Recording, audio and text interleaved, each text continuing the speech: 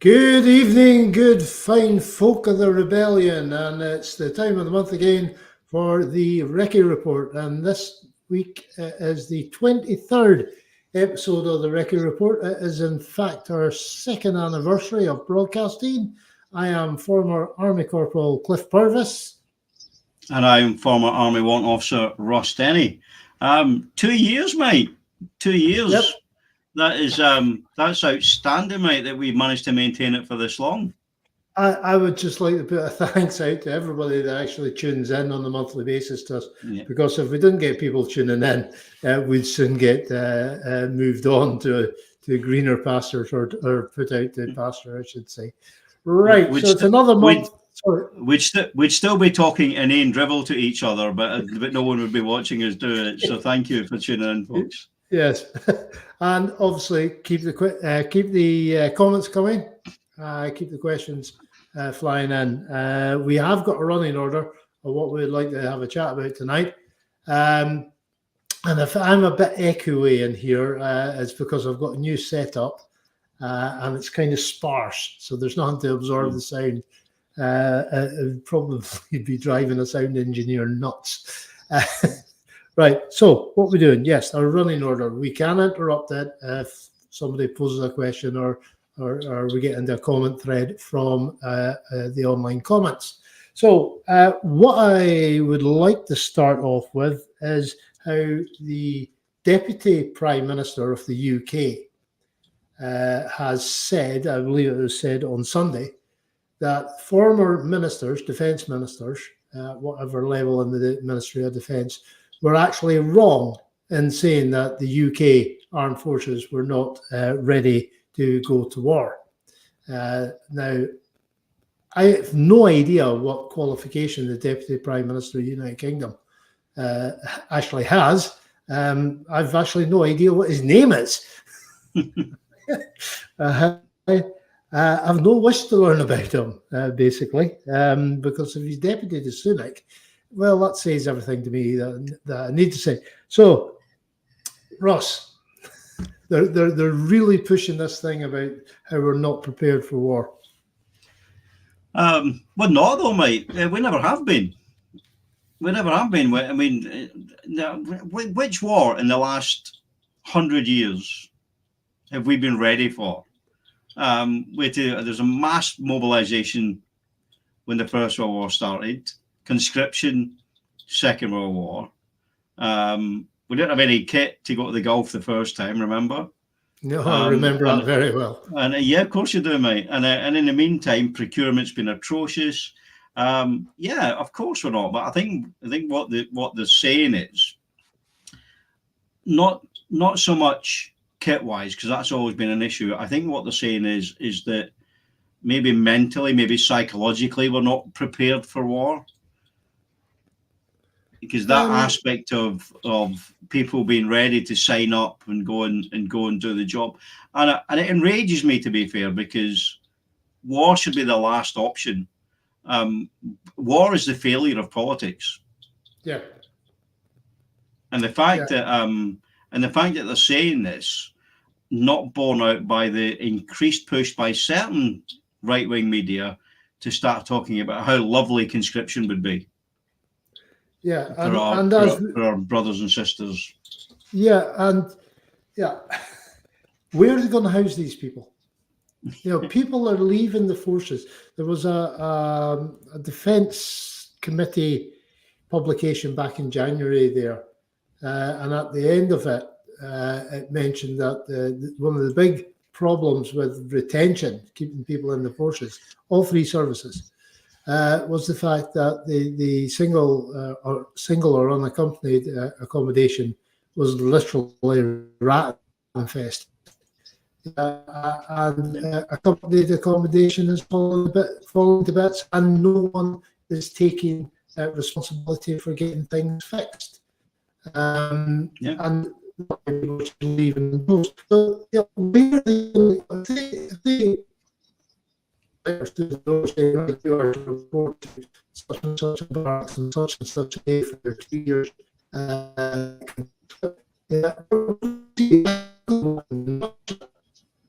Cliff, you're coming across a bit garbled to me, mate. I don't know if anyone else is getting that. Cliff's sounding like a robot on acid currently. I don't know if you can still hear me, Cliff. Or you? No. But yeah, we did mention this last time as well. When we talked about conscription, is we just don't have the real estate for the housing and the training or the equipment to manage all that. I don't know what's going on. Are you good to broadcast now, Cliff?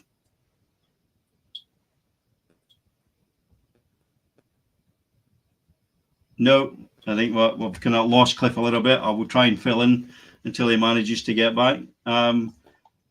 Tommy Gunn there with a really helpful comment. If you're doing this, do it right. Mate, it wouldn't be a couple of ex-squaddies if it worked right first time. Come on. Give us a break here. So what Cliff's saying there is that there has been reports that from certain quarters that we are not ready, not prepared for any future war, given everything that's gone on with Russia and Crimea, as far back as Crimea, and other countries, and it looks like Cliff's back, other countries that kind of are a bit closer to the old Eastern Bloc have been reinforcing and investing in troops and equipment. And the feeling is that perhaps here in Britain is that we're kind of taking our eye off the ball a little bit and not being prepared for it. Are you back, Cliff? Can you hear me okay? We can, mate, we can. Right. You're good and back. Thank you. Right, yeah. No one wanted to listen to me for any longer. Sorry? No one wanted to listen to me for any longer. You're good when you get going, Russ. You really are. Yes, you're quite right in what you said there. War should be the measure of last resort. Yeah.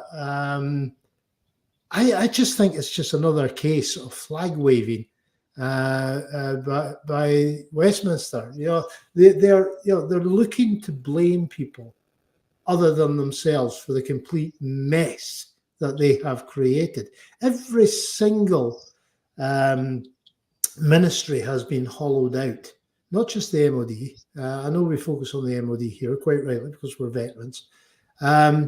But every single ministry has been hollowed out. And anything that they have managed to hollow out south of the Rio Tweed, that is a devolved matter, has a knock-on effect for what we're able to do up here.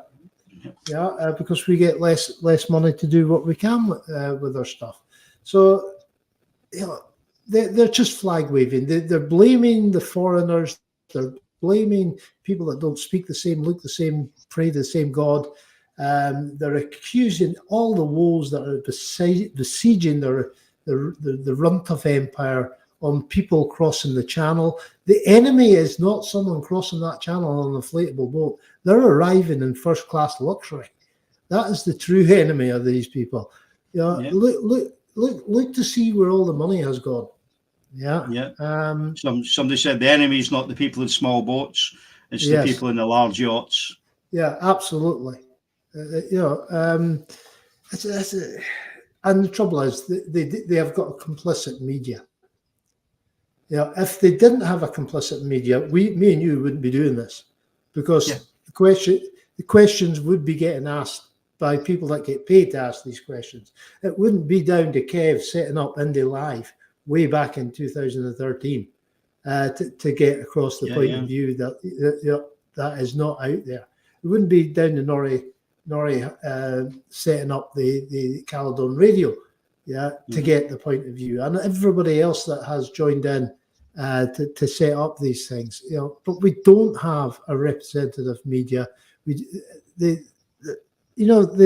can easily tell that Labour's going to win the next general election, because the media has shifted now to actually criticising the Tories. And they're not criticising Labour. It beggars belief at times. Yeah. It's as I said before, and I don't know if you heard it.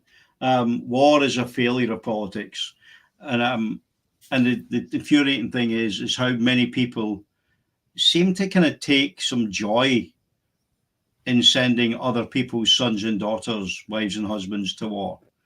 The people that will never see, the wrong end of a rifle in their lives are so quick to jump to that solution, as it were. Well, that's it. They stick on so-called patriotic songs. They wrap themselves in whatever flag they want to wrap themselves in, and they kiss goodbye to all these strangers who they really don't. Bottom line is, they really don't care about. The amount of times I've been on tour and the duty politician arrives, and what do you need to improve your situation out here? Well, how about the right equipment to do the right job? And it never ever happens. It's sorry, I'm going to start banging my head off a newly constructed wall in a moment. Yes, so to all those that are wishing for a good old punch up with the Russians, the recruiting system is open to everybody. Might suggest that all you that are red, white, and blue through and through, and all that stuff, go and join up, and ease the burden of those already serving. And as I've already pointed out to some Labour and Tory politicians who've said, "Oh, sadly, we're too old for that now," I would point out that NAFI recruits up to the age of 65. So you're maybe not quite that old. So you might not be able to fight on the front line, but you can certainly serve in the FA, which is the Expeditionary Forces Institute, which is the uniformed branch of NAFI, and come and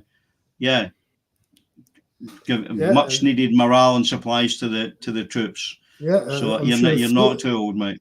Yeah, I'm sure Fleet Auxiliary will also have something. Be able to recruit into that as well. Again, the civilian branch of the Royal Navy. Yes, so we've had the usual let's go to war scenario from various ministers, and it does really annoy me because it's taken the focus off what I think is a really scandalous situation that has developed in the UK, and that's the creation of these free ports. Now they went, if you weren't aware, the one at Cromarty up by just north of Inverness, the Cromarty Firth Freeport went active today. I believe it was at 0800 this morning. It went active. Now the Teesside Freeport is the one I always look to see how poorly these things go. First of all, the only people that seems to want the free ports are the outgoing Tories and the incoming Labour. Right? The EU is backtracking away from them. They reckon that they are a source of money laundering. The crooks take them over. Well, we have that in the UK. They're called His Majesty's Government. Nobody wants these things set up. Why Scotland? Why the Scottish government has signed up to them? I just can't get my head around. Now, I'm a fully paid up member of the Scottish National Party, but even I'm at a loss to try and explain why they have signed up for free ports, Russ. I mean, you know yourself, mate. I had to kind of ask you yesterday whether my perception of what free ports was correct. So if I'm right in saying it's effectively some deregulation in there, there's sort of reduced taxes and things for businesses to do there. They get to bypass some regulation. I can only imagine that the reason that the Scottish government have agreed to it is that there's going to be some money for the coffers down the line that they hope they can use for other things. I mean, that's me being quite magnanimous in that, in assigning some kind of charitable explanation, or it may be that there's something to do with the devolution agreement, which means they don't really have much say in it. I don't know, mate. What do you think? Yeah, it's certainly not devolved, and you're right. The government has turned round to Scotland. Scotland put some caveats. The Scottish government put some caveats into the agreeing for the two free ports. That's the the one based on the Forth and the one based at the Cromarty, right? And they said, right, they have to be eco-friendly, right? And the UK government, they said, absolutely, we'll go with that. And they've signed off to other things on it as well. This is the UK government that in the whole history of the UK governments, right, has never, ever stuck to any document that they've signed. Years and years ago, shortly after the end of the First World War, when the Ottoman Empire was in its decline, and the Middle East, as it was called, was getting divided up between basically the French and the Brits.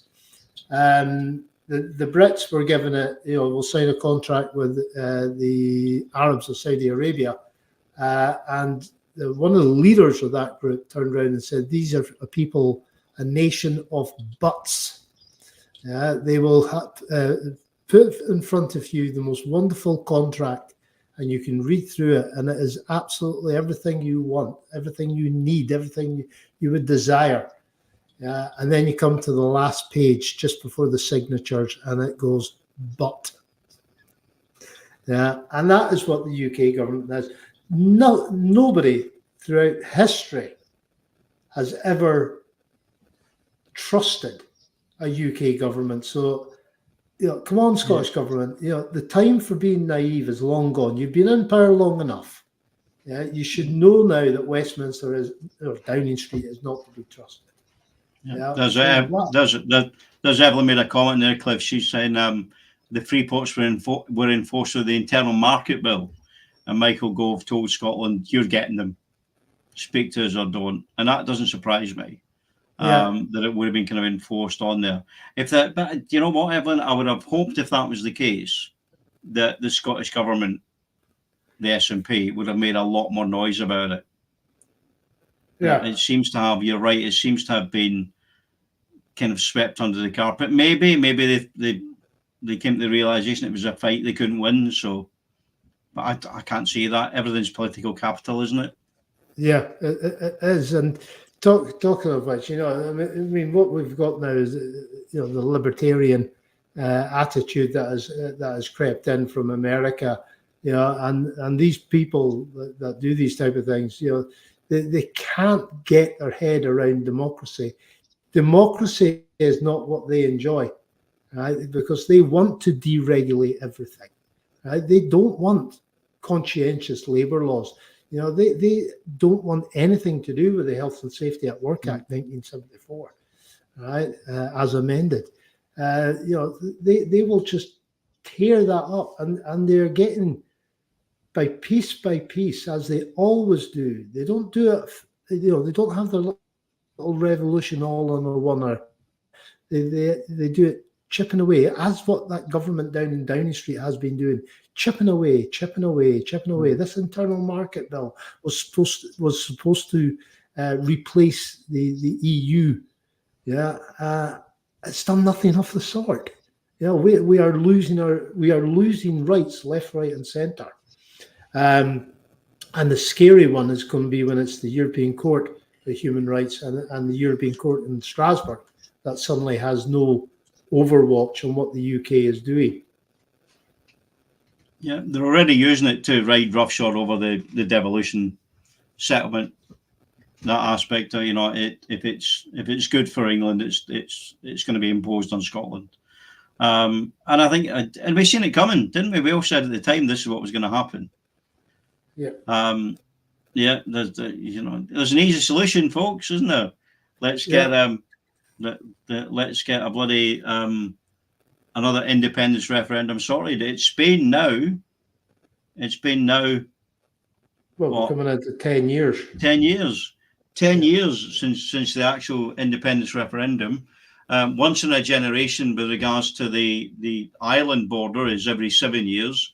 Yep. So we're already 50% over that. And I don't know. And obviously the balance of power is going to shift after this next general election. Any loss by the SNP is going to be seen as massive reduction in support for independence. So it doesn't matter, what your view is, whether you're firmly behind the SNP or you prefer other parties. The truth is, any reduction in seats by the SNP, this next general election are going to be seen as a reason to not revisit the independence question. There's going to be a way around it. We shall see. Yeah, you're absolutely right, Russ. There's two ways I would like to see the Scottish government, or the SNP, sorry, Scottish National Party, going. Let's separate the government from the SNP, the political party, for a second. They need to take the lead. We need a leader. We need someone to stand in front of a mic, on a soapbox, whatever, right, and inspire people. Because at this moment in time, I am feeling a little bit down, a little bit deflated. And you know me, Russ, I'm normally the most optimistic person on this planet. Yeah.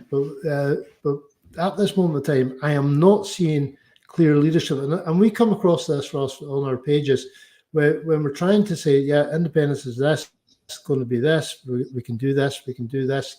And people are turning around and saying, where can I find this information from you? We need, right across the board, not just with defence, but absolutely everything. It should be getting nailed. It should be getting repeated and repeated and repeated. We need to start making the idea of independence the normality, as opposed to the alternative. I agree to some extent. I think where we made, and the mistake we made last time, was allowing the unionists to drive the agenda and the question. So they kind of banged on about currency and about pensions and all that sort of stuff.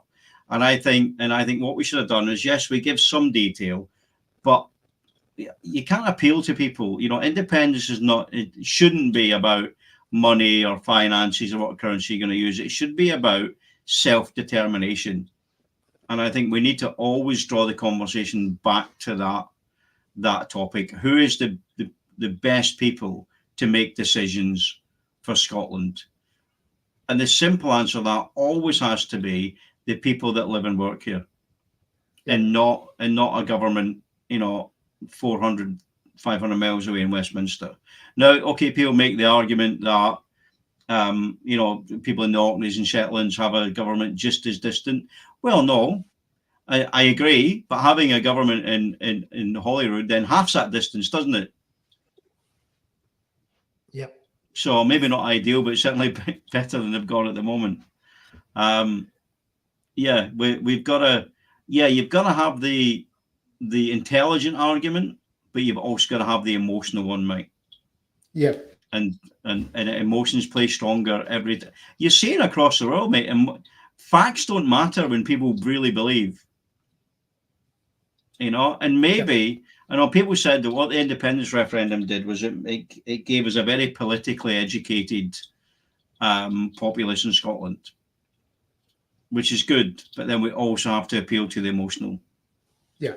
How we do that, I don't know. Well, this is where we need inspired leadership, Russ. And both of us know what happens. You have an inspired leader. There's someone that you can turn around, someone that you believe in, someone that you think, right, okay, this might be a tough old slog, but this person knows what they're doing. If we have an inspired leader, then we go for it. Yeah. Shashbury saying there that they believe in Scotland, Pensioners for Independence, March and Rally, Glasgow, 20th of April. Nice plug there, Hashbury. We're loving that. Hamza Yusuf's going to be one of the speakers. Be interesting. He's not a bad orator, however you pronounce that. But there's not a lot of passion, though. I quite like Stephen Flynn down at Westminster. But and I don't think Nicola was a particularly forceful speaker either. Say what you say about Alex Salmond. At least he was a gobshite. Let's be honest. That's what we need. We do need someone of that character. The trouble is, we need someone new. We need someone that's fresh. Because as we said, it's 10 years in September. We've been at this, so we need someone that's going to grip it and come in with fresh momentum, not fresh ideas. We know what the idea is: Scottish independence, the right for self-determination, etc. Yeah. So I just can't see where it's coming from at the moment, and that's very unlike me. Yeah, and do you have it? And maybe that's the issue when we have these two separate elections for the Scottish Parliament and the Westminster Parliament. It kind of splits up your team, doesn't it? You know, the leader of the SNP or the First Minister has to be an MSP. So you couldn't have so Stephen Flynn, who's an MP at Westminster, couldn't be the leader of the SNP. Couldn't be First Minister. Sorry. Mary Black, who's stepping down at this next election, I think maybe a couple of years ago would have been good to go in there. I don't think people say you need a unifier. I don't think you do. I think you need someone who's going to go in and just kick things up. Oh yeah, throw the cat amongst the pigeons. Yep. Sort the wheat from the chaff and all the other cliches that I can think of. You know, we have tried it their way for forever, for 317 years. We have been forced or have voluntarily played the Westminster game. That never brings about anything. We need to up our approach, I think. And I'm not saying build barricades, start throwing Molotov cocktails or stuff like that, but we can be disruptive in other ways, and it needs to be done so the world's press picks up on this.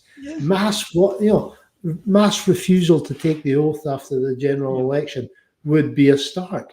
Because let's be fair, the Westminster tactic at the moment, right, is just say no, and it's working for them. Yeah. For the last 10 years, they went no, and when we've swallowed that, we've let them control that narrative. That's what needs to change. Yeah, it does. Right, buddy. Have you noticed the time? I have, mate. I have. So we've got you. Yeah. Sorry.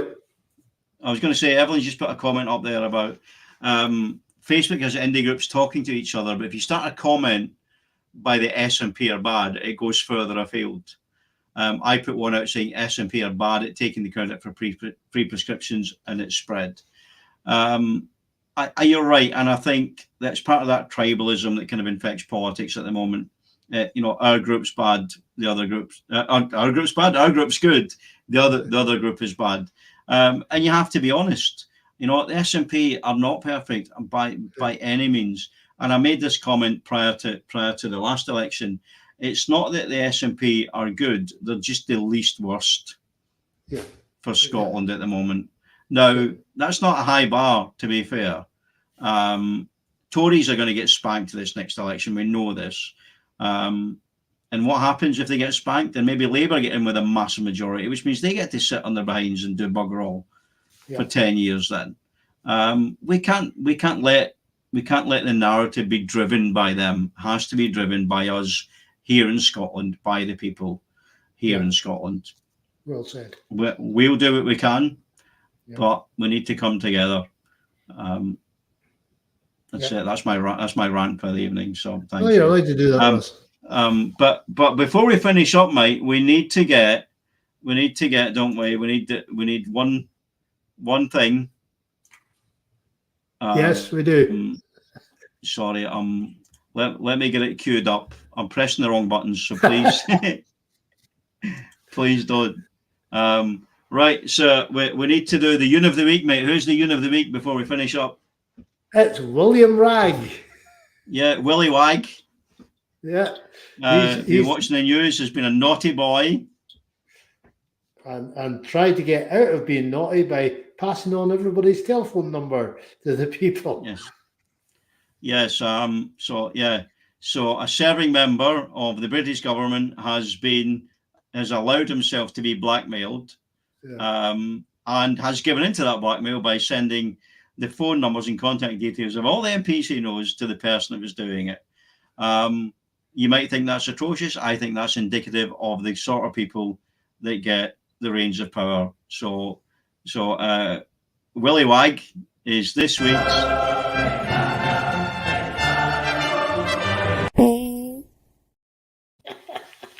Oh, I love that to bits. So there we go. That is the unit of the week, and that's a brilliant end to this week's show.